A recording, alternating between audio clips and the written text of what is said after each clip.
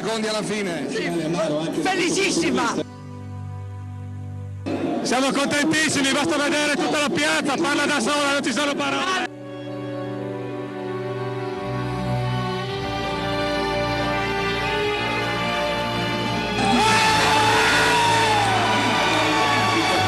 Grande vittoria. Grande vittoria.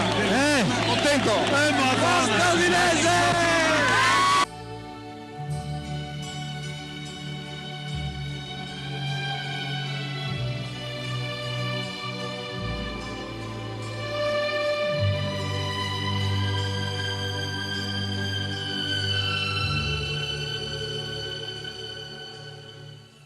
È un elettroshock della memoria quello che vi proponiamo questa sera. Era il 1° giugno del 1997, l'Udinese aveva appena battuto all'Olimpico la Roma per 3-0 e fu la consacrazione di una grande storia d'amore, quella tra il Friuli e Alberto Zaccheroni, che questa sera è qui con noi. Mister, grazie per essere venuto a trovarci. Grazie a voi, un Che piacere. effetto le fa vedere queste immagini? Io le confido che non l'ho purtroppo vissuta direttamente quella piazza, ma sono molto emozionata, mi batte il cuore.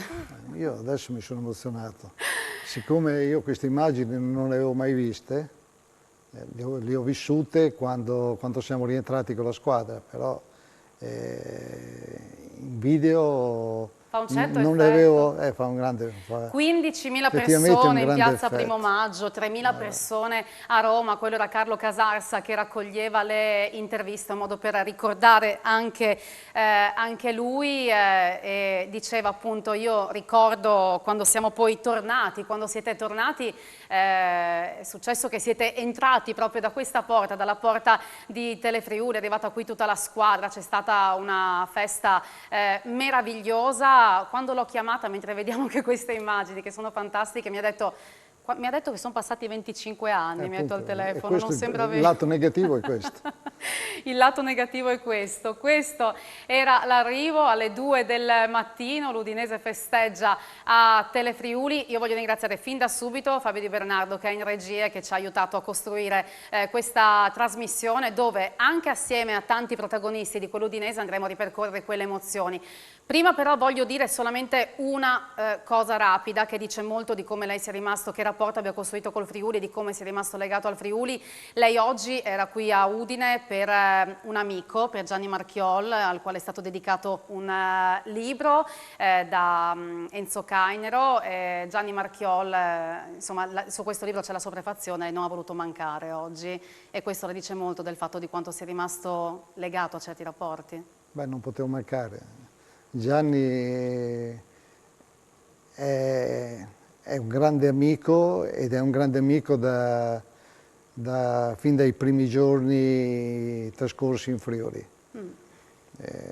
Come ho detto in altre occasioni, quello che mi ha fatto conoscere il Frico, il migliore Frico me l'ha fatto conoscere lui, e poi Gianni mi ha catturato come uomo. Sì. Come uomo, la sua generosità, la sua sensibilità, saper dare sempre il giusto peso alle cose. E come l'ho conosciuto mi ha tenere con i catturato. piedi per terra, sì, non con i piedi per terra, ma sapere che lo sport ti dà tanto, ma insomma che può tutto finire da un momento all'altro. Ma qui non parliamo della fine, parliamo in realtà anzi di un apice straordinario. Rivediamo solo un attimo quelle immagini appunto dei giocatori che arrivano qui a Telefriuli, perché quelle immagini, quell'ingresso abbiamo voluto in qualche modo riviverlo, ed è la prima sorpresa. Le accennavo prima che avremmo voluto avere qui proprio alcuni giocatori, però purtroppo insomma tanti sono impegnati su diverse panchine, quindi abbiamo raccolto però dei contributi con loro. Fortunatamente? Fortunatamente, Ha paura di incontrare? Avrebbe avuto paura di incontrarli? No, io ho smesso. Allora, c'erano invece Daniele Paroni ha voluto ripercorrere, nei giorni scorsi abbiamo provato a ripercorrere quell'ingresso qui a Telefriuli con due personaggi molto rappresentativi di quell'Udinese, con Valerio Bertotto e Fabio Rossitto, e allora le faccio vedere come hanno rivissuto quelle sensazioni 25 anni dopo.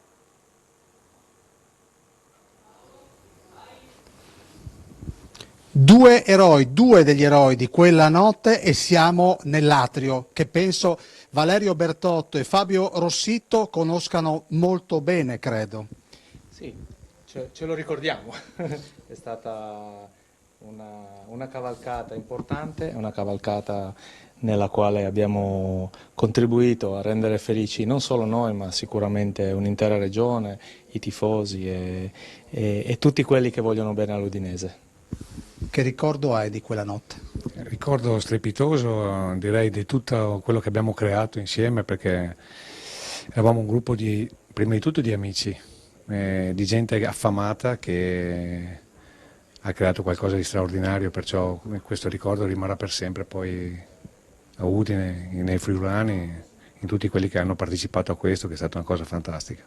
Ritornando in Friuli, che pensieri facevate quella notte? Che stavamo creando qualcosa di eccezionale, è sicuramente è stato un lavoro metodico, fatto di fatica, di scontri spesso, ma di grande consapevolezza nella voglia di diventare qualcosa e qualcuno, e ci siamo riusciti. E allora, assieme a Rossitto e a Bertotto abbiamo già riavvolto il nastro. Facciamo l'ingresso e ritorniamo indietro di 25 anni, quindi venite ragazzi, quindi così ripercorriamo quei magici momenti dopo 8 vittorie su 11 partite disputate. Lo studio più o meno è lo stesso e quindi questi sono gli studi di Telefriuli. Venite, venite che così vi accompagno. Gli studi di Telefriuli. Venite, venite che così vi accompagno. Guardate che bella. Ciao Valerio. E invece non era registrato, Invece sono erano qui. dietro le quinte. Fabio Rossitto. Sempre alle spalle, sempre... Come? Tramano sempre alle sue spalle, ancora oggi, 25 anni dopo. La voce, siamo tornati alla tattica quando c'era davanti alla lavanda, all'inizio che parlava, sono ritornato a... Ti sei ritrovato ad ascoltarlo? Passavamo di qua, abbiamo sentito la Ad voce. Alta Terme sono rimasto. Allora, visto che dobbiamo farvi accomodare perché Una voce vogliamo un po' più essere un giovanile, minimo allora. almeno ospitali, ci siamo fatti raccontare le emozioni di quella serata da Ezio Maria Cosoli, che appunto in quei giorni ha lavorato per raccontare ai telespettatori di Telefriuli le emozioni di quella straordinaria conquista, qualificazione alla UEFA. Beh, ricordo ancora con emozione l'arrivo della squadra alle 2:30 di notte, al termine di una lunghissima diretta che conducemmo insieme all'indimenticabile Carlo Casarsa. Arrivò la squadra con il piazzale qui all'esterno degli studi di Tavagnacco, che era piena di tifosi, di sostenitori, di sbandieratori, e uno dopo l'altro tutti a ricevere l'applauso del pubblico presente qui nei nostri studi, naturalmente anche da casa. Beh, erano anni meravigliosi, erano anni nei quali c'era una grande emozione nel seguire anche gli allenamenti, la grande partecipazione di tutti i sostenitori che hanno vissuto momenti epici con i gol di Birov, di Poggi, di Amoroso, ma anche con l'umanità e con la rappresentatività di giocatori come Bertotto, Calori, Pierini e via dicendo. Beh, insomma, sono stati ricordi importanti, ricordi che albergano nei nostri cuori, nelle nostre memorie, perché per comprendere e per interpretare nel modo giusto il futuro è fondamentale anche andare alle radici e tenere gelosamente custodite emozioni indimenticabili e indelebili. Comunque io abdico, perché qua hanno già preso in mano tutto loro, anzi mi fa molto piacere. Le ha detto, mister, sa che gioco ancora? Le ha detto Rossitto. Così hai detto, Fabio? Sì. Cosa stai facendo? Ti è caduto il microfono? Mi è caduto.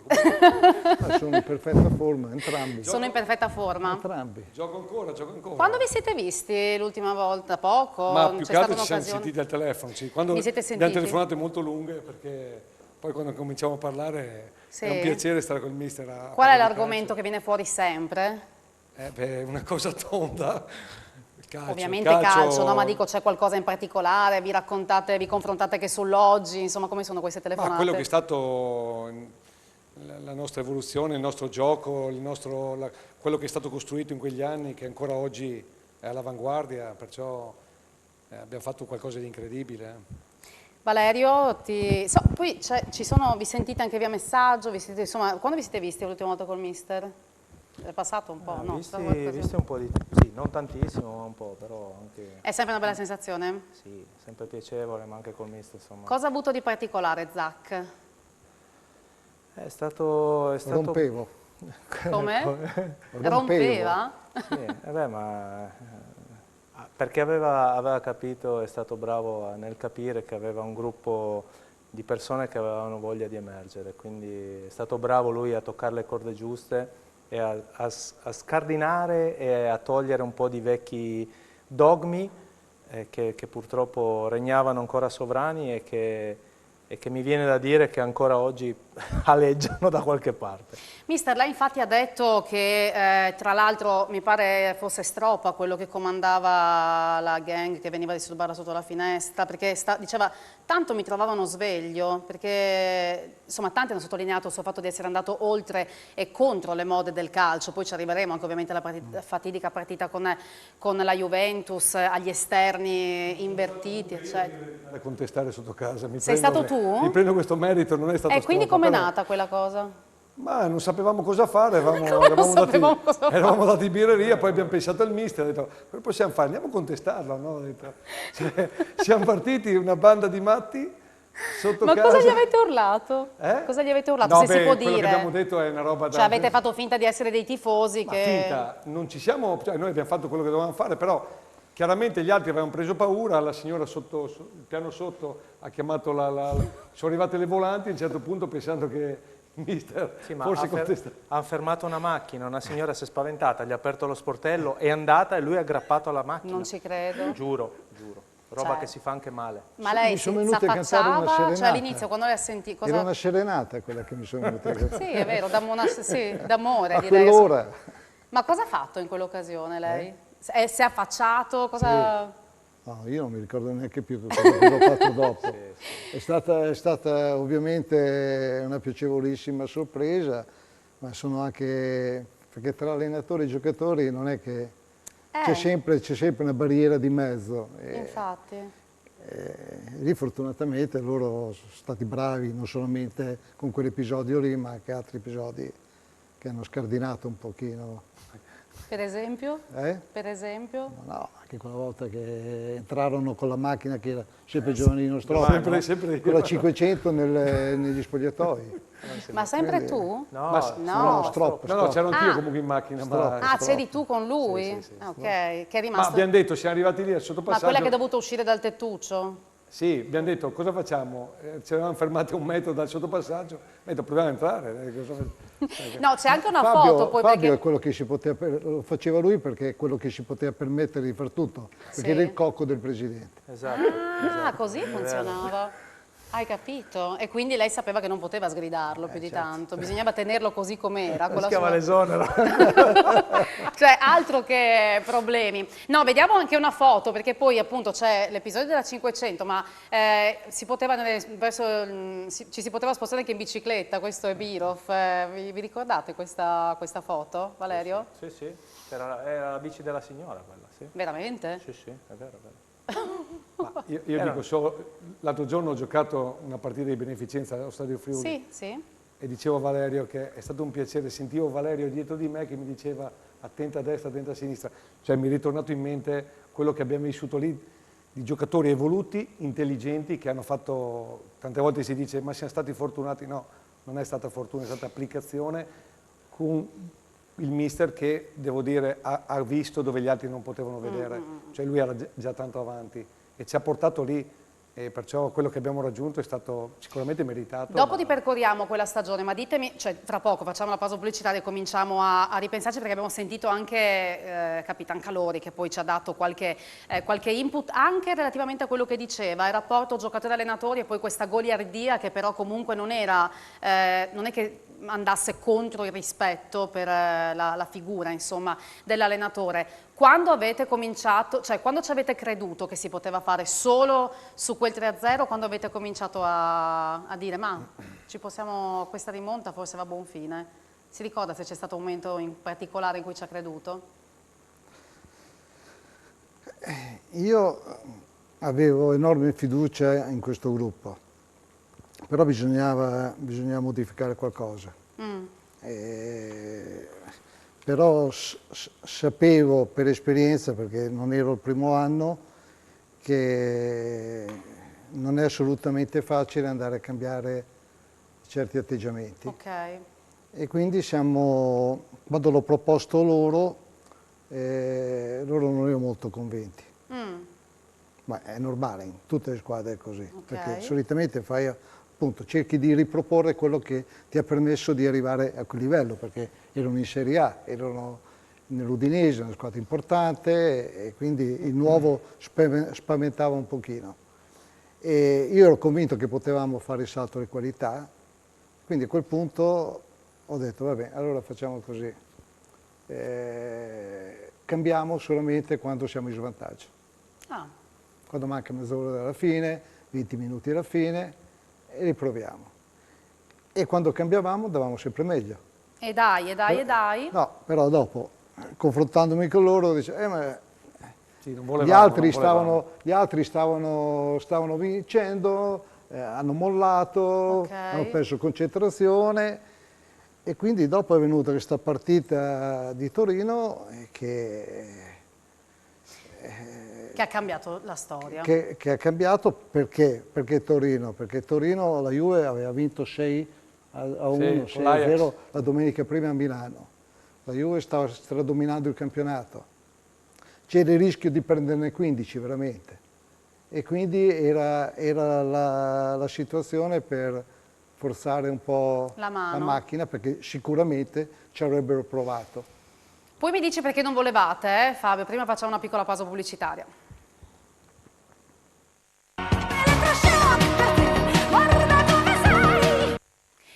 Allora, stiamo ripercorrendo questa straordinaria cavalcata di 25 anni fa, quella che portò una città in tripudio il 1° giugno del 97. Sono quelle date che, insomma, volevo ringraziare anzitutto Alessandra Salvatore e Daniele Micheluzzi per l'ospitalità a Elettroshock. Diciamo che sembra che abbiamo spostato l'argomento su un tema sportivo, però mi viene da dire, insomma, che questo sia un tema pop, un tema che riguarda un'intera città, perché a chiunque chiedi, insomma, ma c'erano veramente 15.000 persone in piazza, cioè una cosa ormai che appartiene alla storia della città, e quindi diventa veramente cultura popolare, mi verrebbe da dire così. Andare in ordine cronologico diventa difficile. Dicevo che abbiamo sentito Capitan Calori, che poi sentirà anche il suo saluto speciale per lei, mister, ma intanto ci ha parlato dell'inizio di quella stagione, anche delle difficoltà che magari si erano incontrate, stagione che era cominciata con i festeggiamenti per il centenario, con la gara contro l'Inter. Qual era l'obiettivo iniziale? C'era questa volontà di fare qualcosa di particolare, di speciale. Quindi l'idea era quella. Però come nei percorsi, se ricordo, c'era un periodo che non andò male, mi sembra si perse in casa con la Sampdoria, quell'anno lì fu 5-4, e c'era diventato un clima un po', come dire, un po' di polemiche, e da lì forse è scattato ulteriormente questa nostra voglia di raggiungere un traguardo storico. Insomma, diciamo che c'erano gli obiettivi, c'erano alcune difficoltà, appunto ci raccontava, ma insomma era una squadra che alla fine era l'anno prima una matricola di fatto, aveva concluso con una salvezza anticipata, tranquilla, e poi in quell'anno cosa vi eravate detti a inizio stagione con l'arrivo di Amoroso, che però appunto poi parleremo anche di lui, con l'arrivo di Turci, se non sbaglio Cappione, che quell'anno arrivò, insomma che obiettivo c'era concretamente? Cioè con la società cosa vi eravate detti? No, a Udine i giocatori li sceglie la proprietà, quindi io non sono mai intervenuto. L'unico giocatore che... No, su Giovanni Stroppa sì. Sì? Sì, su Giovanni Stroppa sì. Che poi perse subito in quella sì, stagione. E l'altro è Appia, che rimase qui un giorno in più di quanto doveva rimanere. Eravamo corto di giocatori e lo utilizzammo in un amichevole e fece ci sorprese tutti, quindi chiesi di tenerlo. Sì, sì, sì. Per l'anno successivo. Ma sempre in ottica di perché valorizzazione, quella stagione insomma, lì no? non poteva giocare. Però cosa le avevano detto? Noi quest'anno vogliamo arrivare dopo, cioè cosa vi eravate detti? Più in su possibile, salvarsi prima, divertirsi? Non si parte mai con... l'obiettivo dell'Udinese era sempre la salvezza. Ok. Perché negli ultimi 10 anni, se non sbaglio, era sempre retrocesso, tranne allo spareggio a Bologna col Brescia, ai rigori. E quindi intanto era quello. inutile fare dei programmi. E quindi da parte mia c'era l'intenzione di mettere ciascun giocatore nella posizione più corretta e dandogli dei compiti in grado di eseguire al 100%. Però c'era la consapevolezza che poteva essere una squadra che valeva più della salvezza, voglio dire, Birov, 17 reti l'anno prima, poi campione europeo l'estate proprio prima di quel campionato, cioè ok, Amoroso poteva essere una scommessa perché comunque veniva da un infortunio, 22enne eccetera. Valerio, cioè, come partivate poi? Cosa ti ricordi proprio di quello che vi aspettavate da quella stagione e cioè come è cresciuta la consapevolezza di poter fare qualcosa? È scattato veramente tutto in quel 3-0 alla Juve, al di là del cambio modulo? Io penso che la consapevolezza è cresciuta giorno dopo giorno, data da, come dicevo prima, da una grande compattezza e coesione tra tutti, non solo tra di noi ragazzi, ma ovviamente con il mister, con lo staff. Quello che emerge alla fine di tutto il percorso con il mister, e questo spesso mi capita di parlare con Paolo di queste cose, col quale mi sento tantissimo, è che davvero si iniziavano le partite e noi avevamo già vinte, cioè senza troppi problemi. Cioè, erano già vinte, non c'era preoccupazione alcuna. Ma questo da un certo punto in poi? Dalla metà del secondo anno, secondo me, Fabio, confermami questa cosa qua. Sì. Cioè, nel sottopassaggio si rideva, si scherzava, ma come se fossimo 4 amici che ci si trova poco prima di andare a giocare, ma la partita era già 2-0 per noi senza problemi, ma poi era davvero 2-0 per noi. Quindi diciamo un po', sì, metà dici... Alla fine il girone d'andata l'avete chiuso, 4 punti sopra la retrocessione, poi già con l'Atalanta, già marzo, si era cominciano a cambiare le creato cose. una chimica importante, sì? no? Proprio di grande forza, di grande compattezza, per cui questo sicuramente è un valore. Quanto si dice che si vince di squadra nel calcio, è così. Poi dopo ci ricordiamo sempre dei grandi campioni che fanno la differenza, però alla fine si vince sempre di squadra.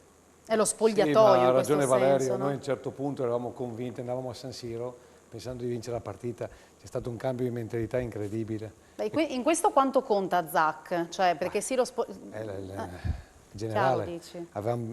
Ci ha dato lui l'idea, ci ha spinto su quella strada, ci ha dato organizzazione, convinzione, soprattutto a livello anche mentale, perché sicuramente ha dato quel qualcosa che ha fatto la differenza. Ma perché non volevate cambiare? Dicevi prima non noi avevamo le nostre certezze, è difficile dopo un buon campionato, appunto negli anni prima solitamente si retrocedeva, abbiamo fatto una buonissima annata, siamo arrivati decimi col 4-4-2, avevamo le nostre certezze, però lui già dal primo giorno è stato sorprendente perché il primo discorso ha detto noi dobbiamo cambiare, perché sennò siamo ormai scontati, insomma gli altri ci hanno...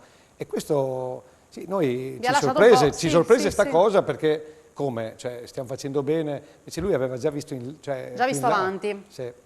Più avanti di voi. C'è la data appunto della gara contro la Juve, c'è il 1° giugno, c'è anche però un'altra data che è chiave in quella stagione, è il 15 dicembre, la partita contro la Fiorentina, dove Amoroso fa un po' il diavolo a 4 e Calori lo sistema, così la riassumo in maniera molto rapida. Sentiamo la versione dei due. È successo che si giocava contro la Fiorentina, lui non doveva giocare, magari ha squalificato Poggi, però doveva giocare Clementi. Nel riscaldamento, prima della partita contro la Fiorentina, che Claudio Clemente si è fatto male e io ho dovuto giocare a posto suo. E lui nello spogliatoio, nella palestra, mentre facevamo riscaldamento, voleva parlare con me. E lui mi annunciò che in ogni caso a fine partita sarebbe andato via, perché aveva già comprato il biglietto, va a tornare in Brasile, perché lui voleva giocare, qua e là. E non lo feci finire neanche di parlare. il calore mi ha preso dopo il riscaldamento nello spogliatoio e ha detto: guarda, hai rotto le scatole fino adesso. Gli ricordai solo una cosa, ho detto: guarda, se questa partita non la vinci da sola ti ci porto io in Brasile, ma non con l'aereo. Ti porto io a calci in culo in Brasile. Quindi datti una sveglia, fai vedere chi sei e dimostra quello che sei. Ho fatto una doppietta e così si è lanciato Márcio Amoroso. Si ricorda quell'episodio perché forse gli è scattato qualcosa e l'ha fatto diventare quello che poi è diventato. Un bacio a tutti, Mandi! Poi sentiamo anche l'altra parte con Márcio Amoroso, che avrebbe voluto intervenire poi anche in diretta, ma era impegnato con una trasmissione a ESPN e quindi non poteva essere direttamente dei nostri, però insomma, anzi sentiamolo subito dai, perché ha detto qualcosa direttamente al mister, visto che parliamo di lui, sentiamo direttamente anche l'altro contributo di Márcio Amoroso. Ciao ragazzi, Mandi, che piacere partecipare di questa trasmissione. Volevo essere in diretta con voi, però dovuto a dei impegni televisivi qua, cui lavoro con la ESPN Brasil, ho dovuto mandare questo video per parlare di questa grandissima persona, questo grandissimo allenatore in cui ho avuto l'opportunità di lavorare e mi ha insegnato tantissimo. Il Mr. Zac, grazie, grazie mille, sai che sei sempre qui nel mio cuore. Parliamo spesso nel nostro gruppo delle vecchie glorie dell'Udinese e qui non avrò tantissimo tempo per parlare e ringraziarti per tutto quello che ha fatto per me. Comunque, volevo che lei raccontasse un po', anche se sono stato un po' rompescatole con lei, però mi ha insegnato tantissimo nella carriera. Volevo che lei parlasse per tutta la gente, la nostra gente Furlan, qual è stato il momento più bello vissuto desde la banchina dell'Udinese. Forse io sono qual è stato quel momento. Un grande bacio a tutti e spero di rivedervi presto. Mandi. Mandi, le chiedo qual è stato il momento più bello. Lui è stato un rompiscatole per me, ma io sono stato un rompiscatole per lui. Bisogna vedere chi era più, decisamente reciproco. Ma c'è stato il serio, c'è stato il serio rischio, se non sbaglio anche dopo un amichevole a Fagagna, c'è stato proprio anche un momento in cui Amoroso l'ha attaccata, diciamo, con i giornalisti espresso o no? No, sapevo, mi erano giunte voci che a Natale se ne tornava in Brasile, che lui voleva giocare dietro le punte. A quei tempi nessuna squadra giocava con due attaccanti e un trequartista. E un trequartista. Baggio giocava da secondo attaccante, quindi neanche la Juve se lo poteva permettere. Del Piero giocava da seconda punta. Zola venne mandato in Inghilterra perché non riuscivano a gestirlo dietro due punte. Quindi nessuna, neanche le grandi, riuscivano a giocare in quel modo lì. E poi lui, un giocatore molto tecnico, molto veloce, però fisicamente... Ma visto che gambarelline anche che fragile, aveva, due gambarelline, sì, due bastoncini lì. Che... Assegno Lupin.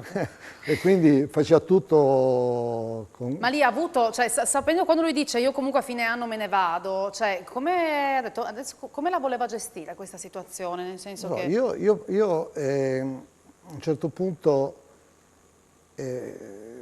presi Gino Pozzo e chiamai Márcio e parlai con entrambi.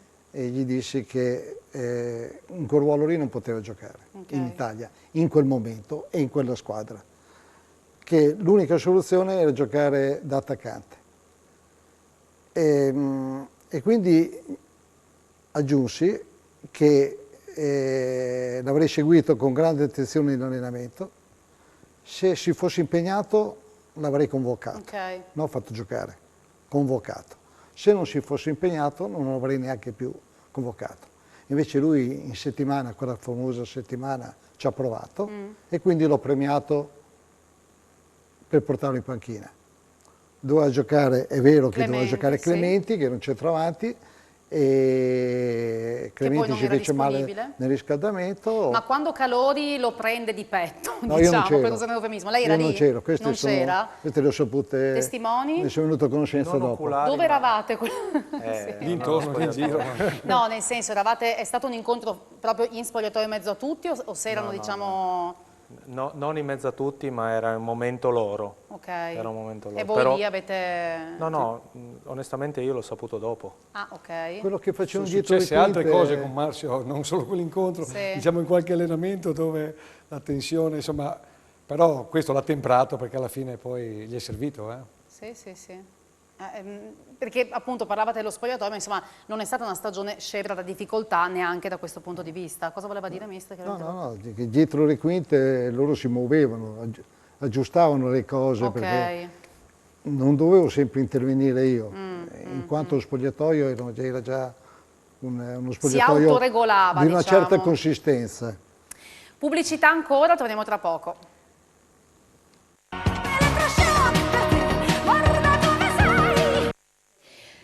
Ancora altri contributi che vi faremo sentire tra poco, abbiamo raccolto anche poi qualche altro ricordo. Volevo parlare della gara contro la Juve perché prima ci ha detto già molto di quello che è stato il percorso, dicevo prima poi volevo cambiare, la gara contro la Juve con dopo 2 minuti l'inferiorità numerica, una Juve che insomma era lanciatissima, però a maggior ragione forzare la mano in un momento poi così delicato, cioè cosa avete pensato?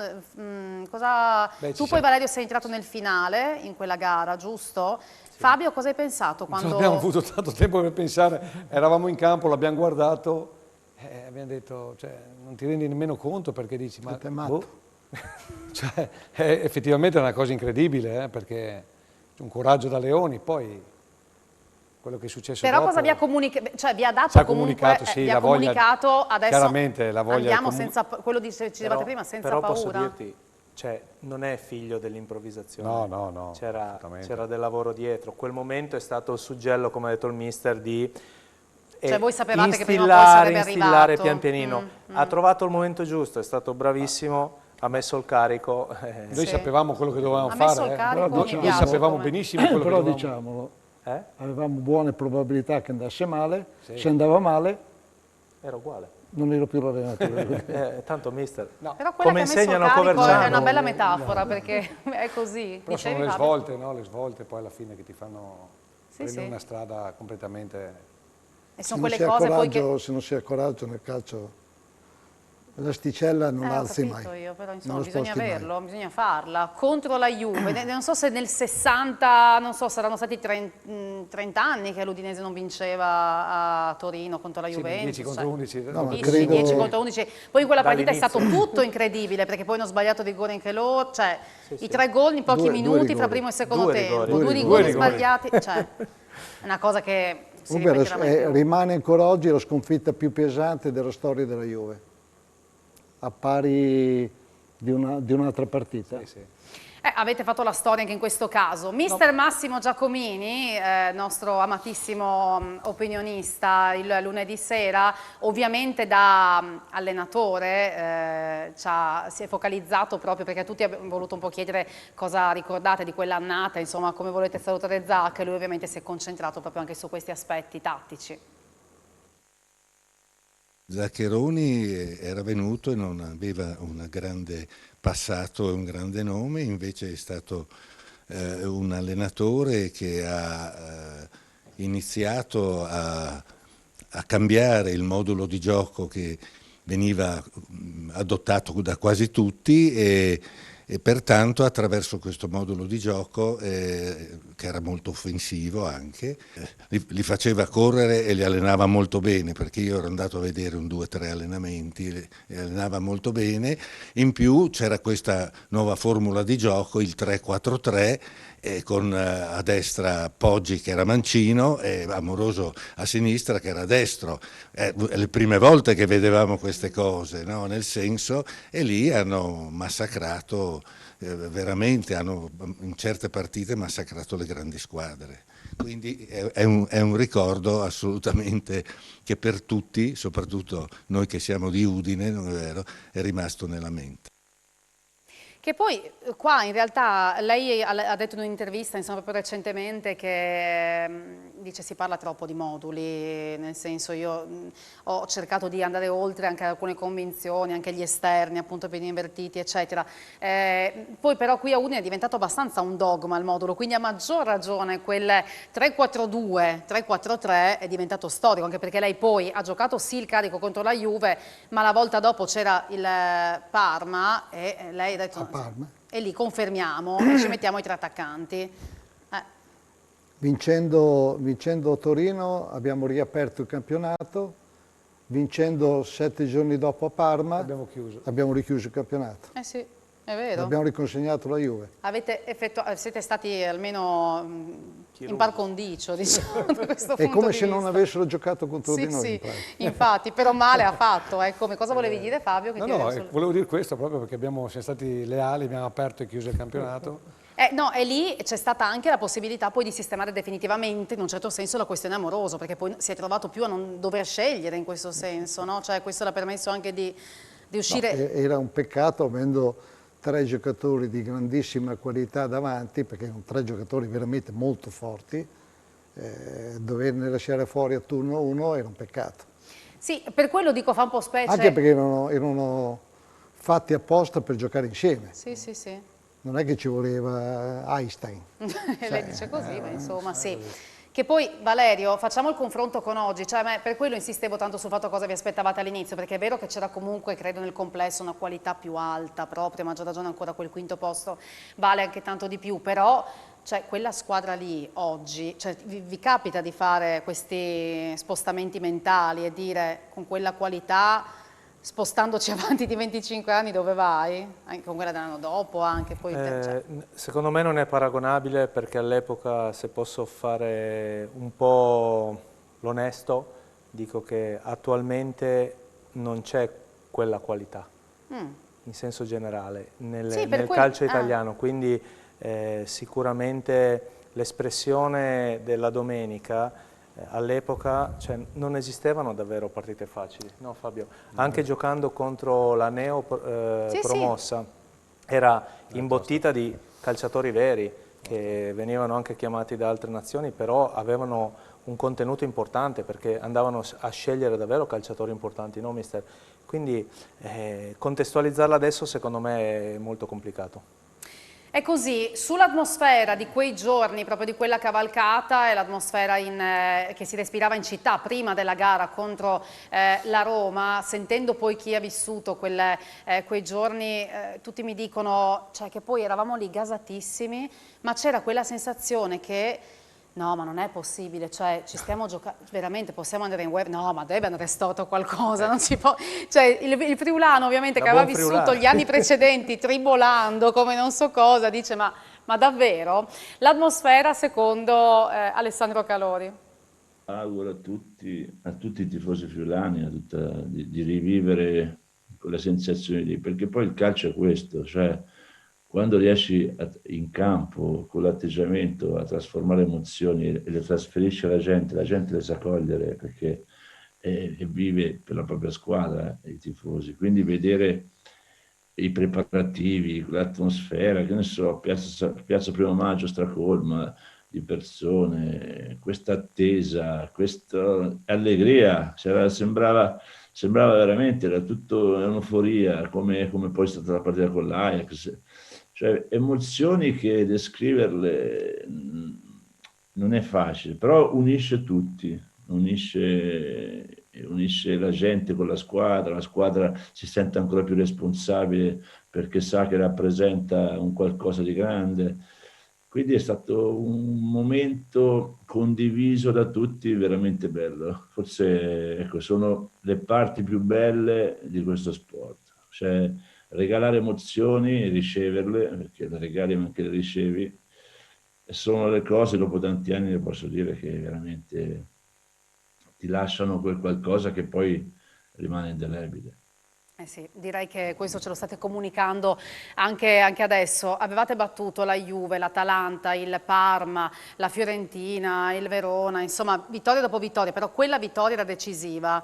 Si ricorda che sensazioni aveva prima di andare a Roma e come respirava la città? Perché io credo, mi corregga se sbaglio, che rispetto a oggi ci fosse più permeabilità tra squadra e popolo friulano in questo caso e città, cioè si respirava direttamente, insomma, quello che la gente si aspettava, quello che stava vivendo. Si ricorda un po' l'atmosfera pre-Roma o l'ha rimossa?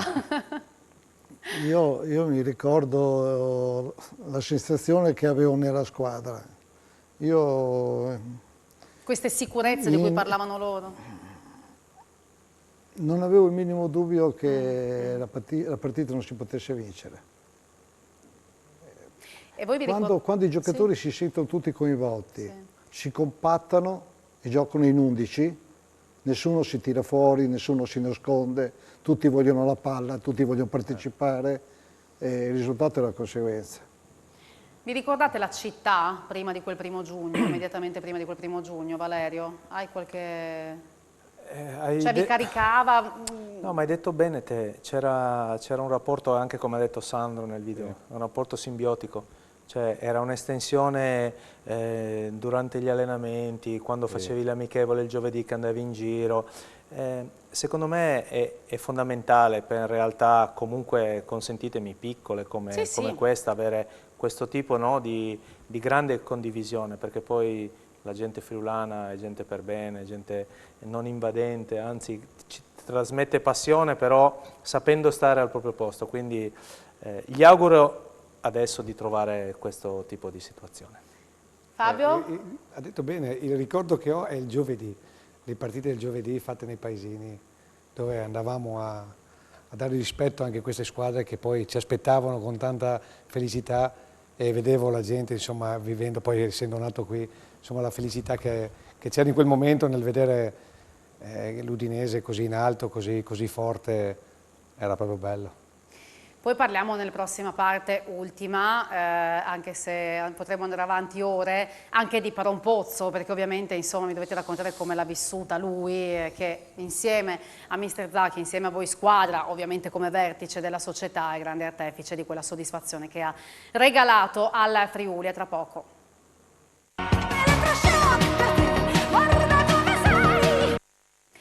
Avevo detto prima, insomma, non possiamo, anzi non vogliamo nemmeno assolutamente trascurare di parlare di Parompozzo, perché quella è stata l'annata dei sogni possibili, no? Cioè battere le grandi, arrivare alla qualificazione UEFA, ovviamente con artefice la società. Com'era Parompozzo però, che è sempre stato definito come il presidente tifoso, e ce lo spiega molto bene Calori in questa clip. Paron era con noi, era uno spettacolo. Quando si vinceva era un continuo, era felice proprio, si godeva, voleva proprio, gli faceva piacere, lo leggevi negli occhi, proprio veniva nello spogliatoio, sembrava un giocatore. Dai ragazzi, dai, era tutto gasato. Quando ogni volta che si vinceva, che sentiva entusiasmo, lui vive di entusiasmo, di risultati. Quando venivano i risultati impazziva. Veniva allo spogliatoio, si metteva in mezzo con Fabio Rossetto, si alzava di peso, si lanciava. Per la verità si è lanciato anche qualche volta al vescovo. Il vescovo Brollo ha un paio di scene, ma quelle sono cose meglio da raccontare. Si era creato, anche il vescovo era venuto con Fabio, con me, c'eravamo 7-8 ragazzi, si andò a mangiare da degli amici, si portò a mangiare, poi si prese di peso, era il vescovo. C'è questa cosa del vescovo che ci ha regalato, è stata confermata. Beh, l'abbiamo lanciato una volta e poi ci siamo tolti. Perciò... Ma non è vero. Il Paron? Era così proprio, partecipava... Paron non l'ho mai visto felice. Io tanti anni abbiamo vissuto poi esperienze di retrocessione, ok, promozioni, però poi quando abbiamo fatto questo lui era veramente, aveva un entusiasmo incredibile. E anche lui veniva in spogliatoio ad ogni vittoria e lì faceva i conti con noi, insomma. Sì, ecco. lo sistemavate. Io ero poi quello che tirava pugni da dietro, poi magari Valerio... Valerio cosa faceva? No, ricordo, il presidente ha smontato 2 o 3 controsoffitti dei vari... Sì, lo tiravamo su a calci. Felice. Mister, giù a Roma, ha fatto anche a Udine, ha fatto dei disastri, ha dovuto pagare, secondo me. E dopo gli dava il premio? Più lo tiravano in alto, gli serviva più per era ricco il premio. Per pagare i danni fatti. Esatto. Che rapporto ha avuto? A me è mancato non averlo quotidianamente, perché allora ero in Spagna e ci vedevamo la domenica mattina solamente. Però si faceva sentire il suo... Mancava, insomma. Perché, il carisma però suo e la passione che ha sempre avuto si faceva sentire anche... Però è sempre stato al suo posto. Non è mai venuto da me ad impormi qualcosa. Solo una volta che, adesso se mi viene in mente l'episodio, che insomma feci una scelta... Credo, mister, che ha lasciato fuori Desideri, credo che ha lasciato fuori Desideri. Che in famiglia non era molto condivisa. Dice Desideri? Famiglia, conferma? Ha lasciato fuori Desideri, dice... Sì, ecco, quando sei fuori Desideri, in famiglia non era condivisa, perché poi Ciccio Desideri era anche un buon uomo spogliatoio, no? Però era in un momento che non era brillantissimo, mi sembrava opportuno far giocare Giannichedda. E lì, insomma... e non era condivisa e il presidente mi ha detto no, io mister sono con lei. E lei è l'allenatore? Però se solo pareggia lei non è più il mio allenatore. Fortunatamente come le dice il parole, però le cose. Come le dice? Poi boh, mister, mi dica allora, perché qua... Ma tu facevi l'imitazione? No, vabbè, ma... Come andiamo?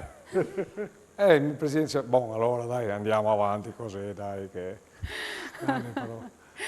Un saluto al Paron, ovviamente, ma lui gliela faceva anche in presenza, gli piaceva l'aspetto... Anzi, era la moglie che mi chiedeva alle feste di imitare suo marito, perciò credo che... Era gradita, insomma, la tua performance. Gradita, sì. E il ruolo del capitano, poi, voglio farle sentire il saluto, adesso al di là degli episodi, che Alessandro Calori ha voluto dedicarle, mister. Buongiorno, mister. Le do sempre del lei perché il rispetto e la stima che ho sono grandi. E quindi anche se sono diventato grandicello vorrei continuare a dargli del lei. Essere stato il suo capitano mi ha riempito d'orgoglio, perché abbiamo realizzato un qualcosa di impensabile, abbiamo regalato emozioni, che sono le cose alla fine di questo ambiente, sono le cose più belle, regalare della gioia alla gente e anche delle spensieratezze in pochi minuti. Oltre che essere stato un grande allenatore, è una brava persona, è una persona onesta, una persona che ama questo sport, che ha passione, che l'ha fatto sempre con abnegazione, ma soprattutto con tanta volontà e studio. E poi spero presto di venire a trovare perché una bella chiacchierata ci sta. Adesso le mando un grande abbraccio in questa Marcord, ricordandole sempre che sono affezionato, le voglio bene e sono una grande stima. Un saluto alla sua famiglia e un abbraccio grande a tutti. Questa cosa del lei mi ha particolarmente colpito, è molto bella. Alessandro è stato un capitano straordinario. In qualche situazione siamo scesi a compromesso, c'era qualcosa da aggiustare dentro il gruppo. È stato sempre molto leale. I patti che abbiamo fatto li ha sempre rispettati. E vuol dire tanta roba. Quanto ha contato? Ha contato tantissimo. Ma sono certo, al di là della vicenda amorosa, secondo me anche in altre occasioni... Ha sistemato le cose. Prima che si scaldassero le acque, secondo me si è mosso. Si è mosso anche in altre occasioni, vedendo avendo conosciuto il personaggio, e quindi quando una situazione arrivava a me evidentemente era già troppo in là. Stata insomma trattata. Valerio, tu poi insomma hai anche tu vestito la fascia, che cosa ti ha, tra virgolette, non dico nel senso, cosa ti ha dato sul ruolo di capitano, cosa ha dato al gruppo sul ruolo di capitano, Calori? Beh, diciamo che crescere con persone speciali come Ale e riuscire a portare avanti quello che era l'insegnamento, no? All'epoca dei tuoi vecchi, perché è un po', no, un passaggio di testimone, è stato per me sicuramente un orgoglio, sicuramente ho appreso tanto da come andavano gestite tante cose, con amicizia, con benevolenza, ma a volte anche con decisione. Con decisione, se serviva anche con una sana incazzatura, perché poi quello fa crescere, no? Se dentro sei uomo, nel senso più ampio del termine, sono cose che ti servono a crescere, quindi lui è stato un buon maestro. Fabio, che con te, così salutiamo anche mister Alessandro Calori e lo ringraziamo per questo spazio che ci ha dedicato. Devo dire che aggiungo appunto quello che ha detto Valerio, devo dire che abbiamo avuto un grande capitano e poi c'è stata l'eredità presa da Valerio, ci sono stati grossi esempi, c'era un gruppo di gente carismatica, però il loro ruolo, il ruolo di Sandro, il ruolo di Valerio, credo che fosse quello giusto. Gente che riporta, che nel rispetto della maglia, del gruppo, dei valori, è stato veramente... Sono state delle persone fantastiche, nel posto giusto, al momento giusto. I nostri colleghi della... Si è parlato sempre molto di Poggi, Birov e Amoroso. Bertotto, Calori, Pierini era altrettanto. E i centrocampisti che ho avuto io in quegli anni erano straordinari. Tant'è vero che ce li hanno portati via le grandi squadre. Tutti. Fabio è andato al Napoli, Sergio è andato al Napoli, Elvek è andato al Milan, Bacchini è andato alla Juventus, Appia è andato al Parma, Malem è andato al Parma, sono andati tutti in grandi squadre. E questo dimostra insomma quello che aveva il gruppo appunto e la qualità del gruppo, non solo quelle morali anche delle quali abbiamo parlato. I nostri colleghi della redazione sportiva di Telefriuli hanno voluto ricordare tra opinionisti e conduttori quello che è stato il loro ricordo di quel 1° giugno. Io sono tifoso dell'Udinese da quando sono nato, quindi dai tempi in cui veramente facciamo CB, poi A, poi retrocessioni. È arrivato questo messia che l'anno prima era a Cosenza, Zaccheroni, e ha trasformato una squadretta del nord-est Italia in una squadra che faccia tremare l'Italia. Per noi è stato un orgoglio clamoroso, ricordo quel pomeriggio fra Blackstaff a Piazza Primo Maggio, ed è incredibile poi come aveva lanciato i giovani, li aveva valorizzati, è stato un grande, un grandissimo, e poi sto molto bravo per non rimetterlo qua di nuovo. Quindi Zac che posto occupa nell'Olimpo? Assolutamente fuori concorso, numero 1. Ed è il ricordo di quella giornata è fantastico perché per la prima volta avevi la sensazione di poter parlare di calcio con tutti quelli che tifavano Milan, Inter, Juve, perché noi siamo, 13 anni, pensa, c'è quel passaggio lì. Io sono stato fortunatissimo che poi ho vissuto un Udinese che era come una grande. Poi io ho una foto ad Imponzo con il mister, naturalmente nei ritiri in Carnia, e sai, pensare che qualche anno dopo puoi rivolgerti a lui e dirgli grande Zac.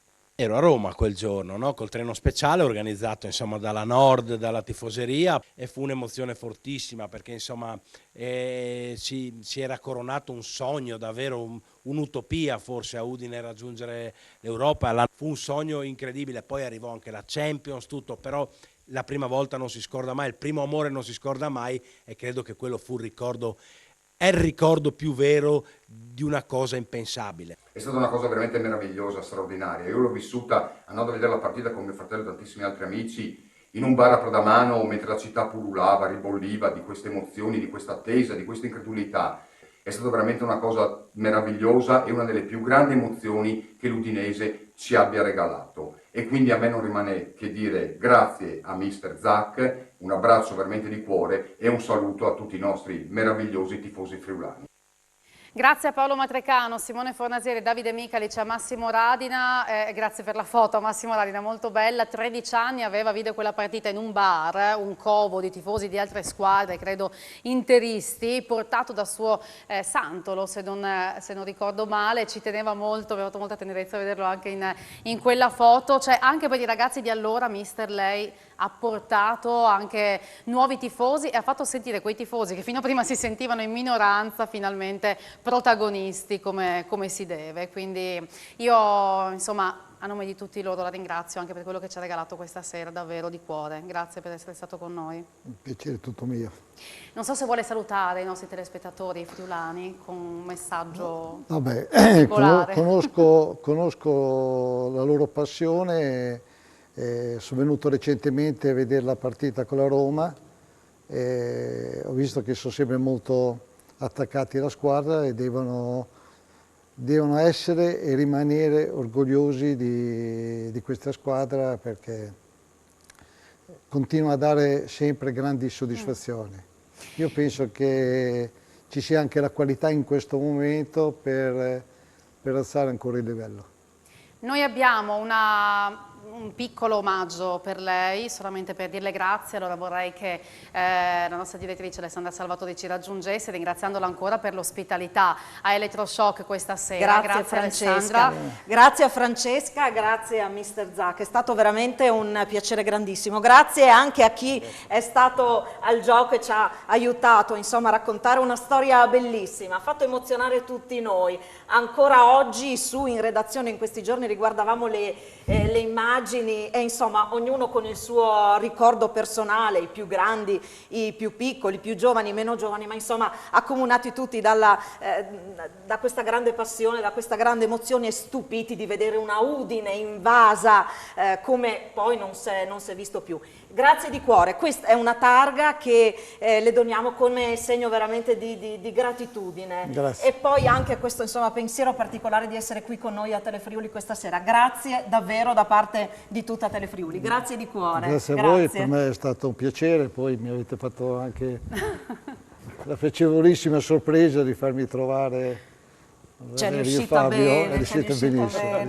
Grazie davvero di cuore. Sono stati dei validi complici. E poi un grazie a tutta la squadra di Telefriuli, in particolare a Francesca Spangaro e a Fabio Di Bernardo, che tanto hanno fatto in questi giorni per realizzare questo evento, chiedendo a tutti di mantenere il più stretto riservo, perché insomma la nostra volontà era quella di farle una sorpresa. Grazie ancora una volta. L'unica cosa che stona è che sono passati veramente 25 anni, vedo dalle delle immagini mie del passato e di oggi.